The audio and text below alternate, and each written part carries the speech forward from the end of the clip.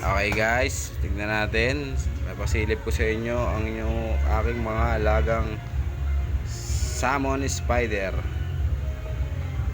Ayan. Dayan, tapos ka na ba? Ayan. Ano nga yung ano? Sukulay. Ayan. Si Bochog pumayat na, hindi pa kumakain. Ayan o. Ito. Ito, dalawa yung aking itiman dito. Ayan to. Baby salmon. Saka ito. Ito parang may pagkasarhento, may guwit sa likod na dalawa. Ito medyo parang mag-gray-gray. May angkle kay Alisa. Ito naman parang abuhin.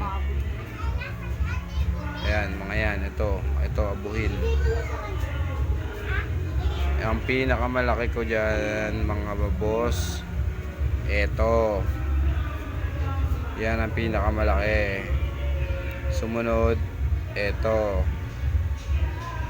Yan, ang haba ng galamay niyan. Saka itong, tapos sunod itong tambocho.